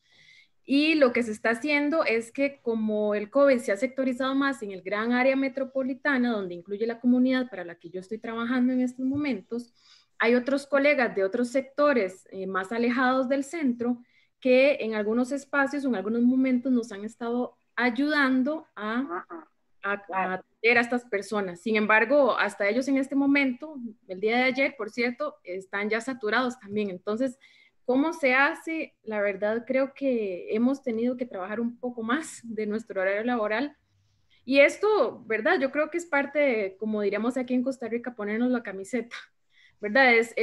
No es por una institución, es por la persona que está detrás del teléfono, pues requiriendo la asistencia en estos espacios y pues ahí vamos, tratando de subsanar en realidad la gran ola. Poniendo el cuerpo, Exacto. diríamos lisa y llanamente. Y también acá hay una pregunta muy interesante, porque vos hablaste del autocuidado para los profesionales y la salud mental. ¿Eso parte de una política social de Estado o de la institución o es algo que aplican entre los colegas? No, eso parte, bueno, en primera instancia yo creo que de los dos ámbitos.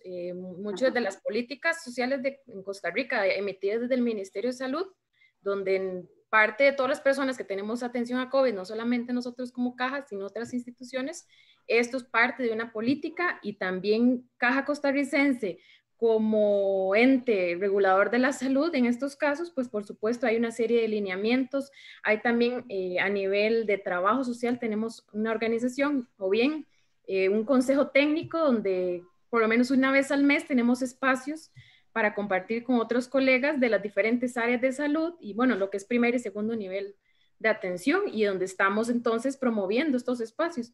Y yo creo que también, ¿verdad? Como cosa nuestra, pues también personalmente uno busca también sus espacios para pues oxigenarse un poco la cabeza con tanto trabajo y tanto estrés y demás. Sí. Y la última pregunta que tengo, Montserrat, para vos es, ¿qué tipo de trabajo social o de asistencia social se brindó o se brinda de emergencia a la sociedad desde el Estado? ¿Has visto alguna nueva, algo diferente? Bueno, la primera y la más emergente y la que en realidad estamos subsanando en este momento es la parte de alimentación, donde tenemos una comisión local de emergencias que, bueno, tiene un fondo destinado para diarios de alimentación, entonces coordinamos directamente con esa instancia para a todas las familias con algún riesgo, que en realidad les puedo decir que casi todas están en un gran riesgo económico, sin empleo y pobreza extrema, pues se les está brindando un diario para que por lo menos los 14 días de su cuarentena inicial tengan con qué alimentarse y no salgan a las pulperías o a los supermercados. Está muy bien. Bueno. Hay una pregunta que va a hacer ahora Carolina, que tiene que ver con la salud mental, y yo me atrevería a preguntar antes, ¿han tenido miedos? ¿Cómo han manejado los miedos en este momento? A las 4 les pregunto, a las 4. Sí, yo creo que arranco yo. Dale.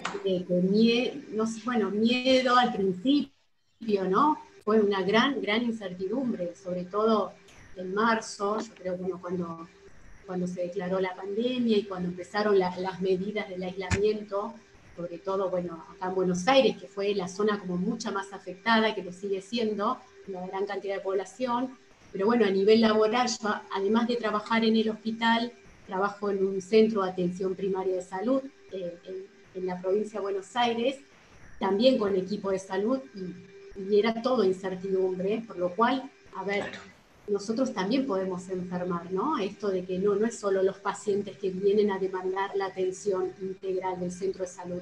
Nosotros, personal, todos, tenemos las mismas chances, así que el cuidado era necesario para todos, pero bueno, sí, hubo por ahí más temores, más incertidumbres. Lo bueno, por ejemplo, que desde el hospital se conformó el comité de crisis, el servicio social también tuvo su participación para ir armando los protocolos de intervención.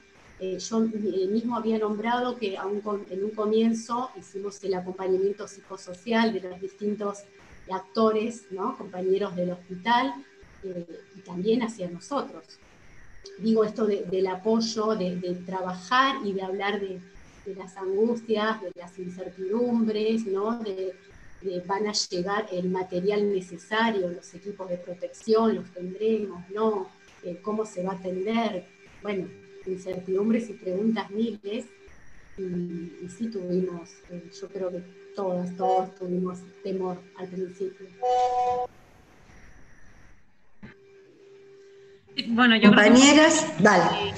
de Carolina, yo creo que no era un miedo exagerado, ni un miedo a un contagio, pero bueno, sí que cierto respeto a poder enfermar y sobre todo en mi caso, entras a un sitio en el que sabes que no hay ese virus y que tú lo puedes llevar dentro. Entonces, extremar los cuidados cuando vas a tener contacto con alguien que tú no sabes cómo estás. Entonces, yo creo que fue más la incertidumbre y el no saber y bueno, la situación que se vivía en todo el país, un país parado en, no sé, cierto respeto a la situación cuanto menos. No sé si miedo, pero mucho, mucho respeto.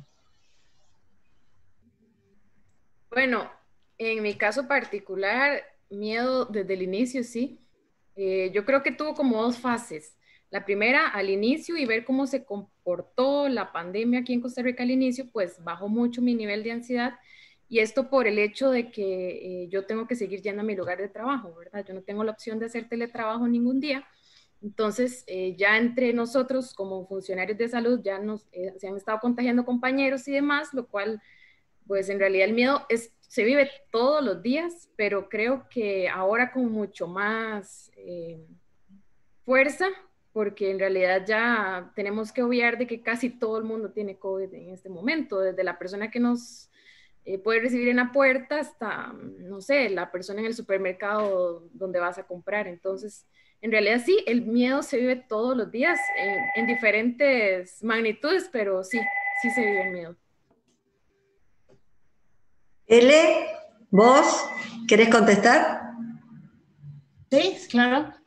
Bueno, al principio sí, también tuve miedo, marzo y abril, pero como se cerraron las secundarias y no habían alumnos, mi trabajo no tenía miedo en realidad, porque casi, bueno, habían un poco de personal solamente.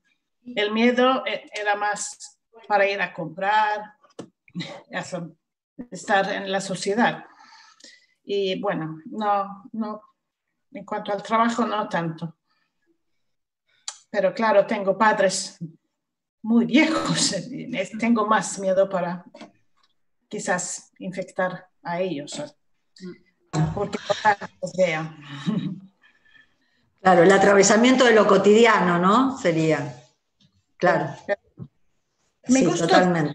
Que podría ir al trabajo casi cada día para tener una rutina. Sí, me gustó esto. Excelente, bueno. Caro, ¿quedaba una pregunta para todas? Alicia, de los miedos, bueno, ¿cómo se toman esto para el futuro?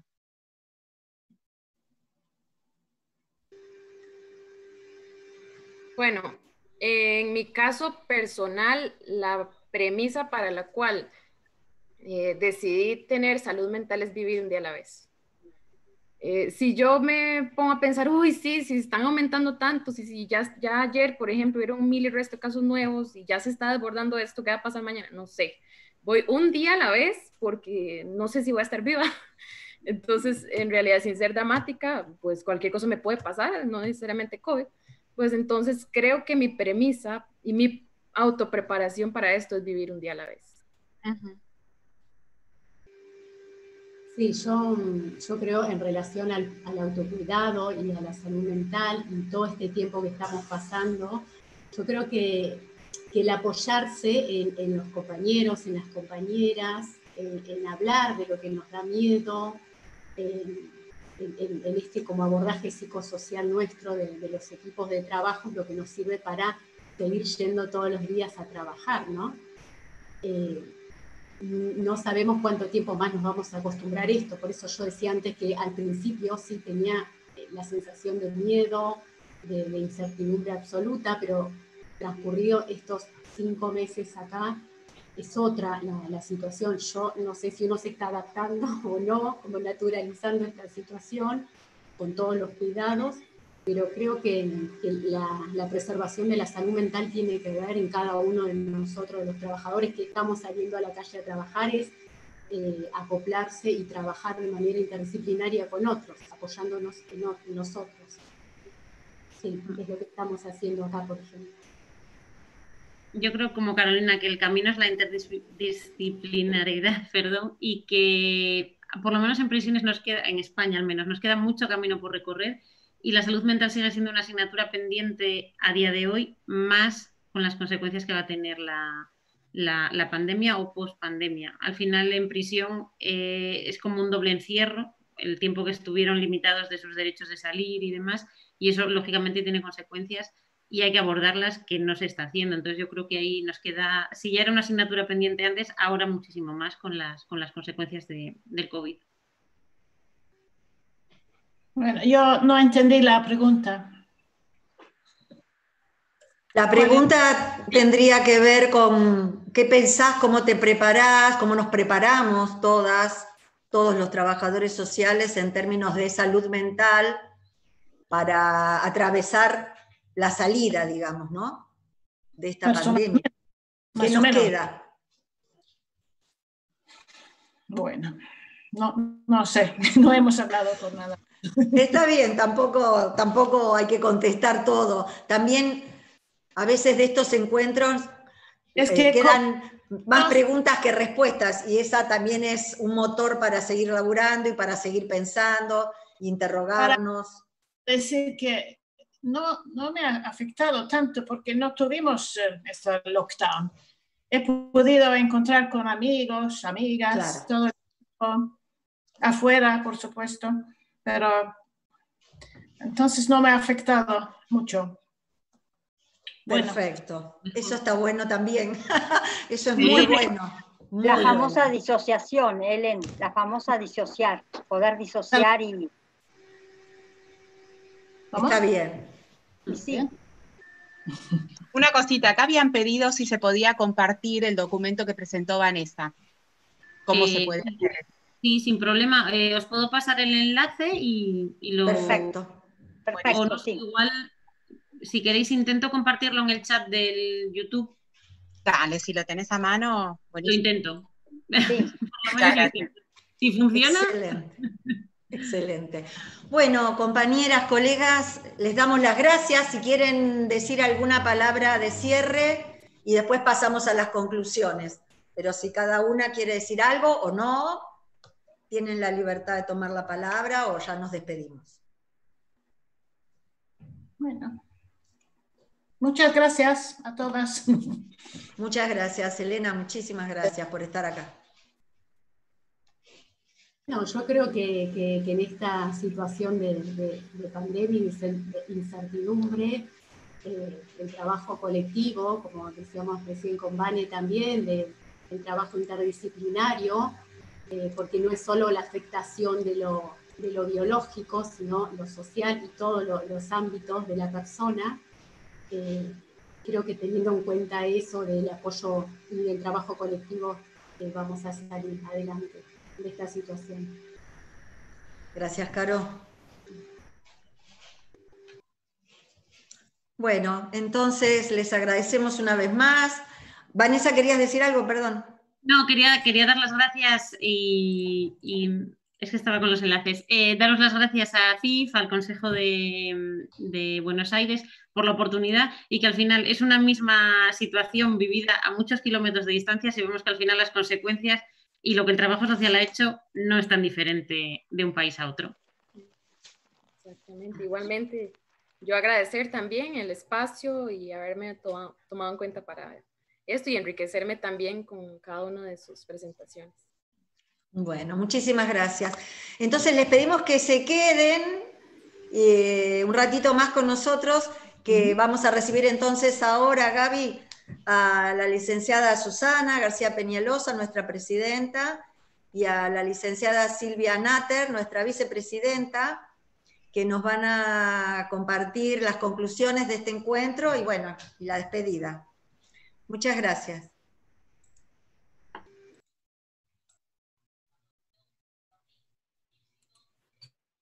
Susú está silenciada, Susú está silenciada.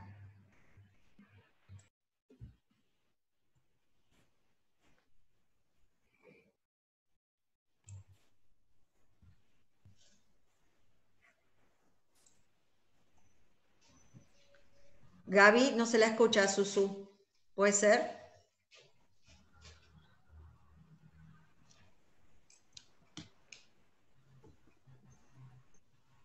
Bueno, estamos tratando de solucionar entonces el sonido. Ahora sí, excelente. ¿Estamos gracias. ahí? ¿Me escuchan? Bueno, gracias. No, yo quería, la verdad que muy contenta, la verdad que es un placer escuchar la presentación que hizo cada una, y me quedo con muchas cuestiones, muchas palabras que me resonaron por lo similar que vivimos acá en Buenos Aires, y me quedo con algunas reflexiones que se las voy diciendo. Primero, que me parece que como trabajadoras sociales, en este contexto de pandemia, cada una y todos asumimos el desafío de repensar y de recrear nuestras prácticas habituales, nuestras formas habituales de intervención.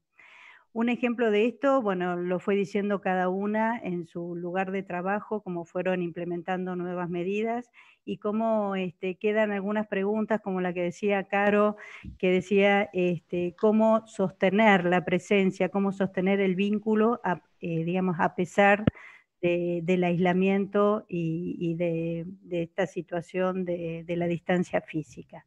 Creo que esa pregunta la tenemos siempre en esta situación y se fue resolviendo. Y que fue un espacio también fructífero, como comentó Vanessa, que fue un espacio también para producir y para hacer propuestas, como en los distintos lugares de trabajo escuchamos esto, ¿no? De hacer propuestas y de tener una actitud también reflexiva y crítica ante esta incertidumbre que vivimos todos como trabajadores y claramente el gobierno, ¿no? El Estado. Otra cosa, creo que escuchamos todas cómo el Estado, los distintos estados tuvieron que implementar nuevas políticas públicas o reforzar las existentes con el fin de ampliar derechos. Y si bien estuvo esa actitud, esa iniciativa de los estados, aún así nosotros vemos en nuestro ámbito de trabajo las manifestaciones de la cuestión social. Fue muy clara Montserrat cuando lo dijo, o sea, notamos la desigualdad, notamos la inequidad, y me parece que la misma situación de pandemia agudizó y visibilizó esa situación en la que estamos.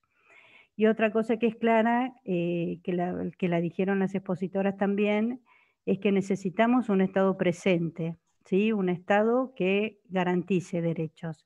En eso nos quedamos claros, como cuando hay un Estado presente se pueden salvar más vidas, claramente. Y otra de las cosas que me pareció que fue común en todas como respuesta es que nuestra intervención como trabajadores sociales en los distintos espacios siempre seguimos el camino de la construcción colectiva, en los distintos ámbitos, ya sea que estemos en la gestión de la política pública, en espacios de docencia, en los espacios gremiales, que los tuvimos que pelear sobre todo al principio justamente para ver las condiciones de trabajo, en los espacios de los colectivos profesionales, como comentó Vanessa, y en los espacios de militancia, ¿no? Los espacios de la militancia política. En todos esos espacios nosotros tenemos claro que la respuesta que tenemos que dar es colectiva. Así que me parece que esto es muy valioso para rescatarlo y que es totalmente común a todos, porque en la medida que estamos preocupados por el vínculo con el otro, con trabajar en equipo, con pensar con nuestros compañeros, en acompañar a las familias en estas situaciones y acompañarnos, digamos, que nosotros pensar en qué pasa con nuestra salud mental también como trabajadores, es que estamos pensando que la respuesta tiene que ser colectiva. Así que bueno, hay muchas otras cosas más que me parecen valiosas, pero me quedo con estas en principio como para seguir pensando, ¿no? En nuestra intervención. Muchísimas gracias. Bueno, hola a todos, todas. Bueno, para finalizar ya, queremos nuevamente agradecer a las expositoras, a todos y todas que hayan participado de esta jornada, al Consejo Profesional y en particular a Carlos, que nos ha asistido en todo lo técnico y en la conectividad. Para nosotras, para CIFA Argentina, ha sido esto un gran desafío, la organización, la puesta en marcha de esta actividad. Queremos aclarar que si bien hemos estado tres caras visibles, nosotros conformamos un colectivo de trabajo y hay un grupo de colegas, compañeras de CIF, que participan activamente de todas las reuniones de trabajo y que también han trabajado mucho para esta jornada. Nosotros queremos invitar a todos aquellos y aquellas interesadas en conocer más sobre el CIF, sobre esta organización, en particular sobre los programas de intercambio, de los que ya muchos y muchas colegas han participado. Nosotros hacemos mucha promoción a través del Consejo Profesional y realmente es una experiencia muy, muy enriquecedora para nuestra profesión en particular, si bien es para otras profesiones de disciplinas y sociales. Para nuestra profesión siempre nuestra evaluación es muy satisfactoria sobre lo que esto significa. Elena, por ejemplo, vamos a dar un ejemplo, Elena fue la primer participante en nuestro programa de intercambio y desde entonces se sostiene una relación muy sólida. Bueno, entonces los invitamos, pueden ingresar en la página del CIF Internacional o contactarse con nosotros, a través de nuestra página, de nuestro correo. Bueno, nuevamente entonces, muchísimas gracias y esperamos verlos nuevamente pronto. Adiós, hasta pronto. Muchas gracias. Adiós.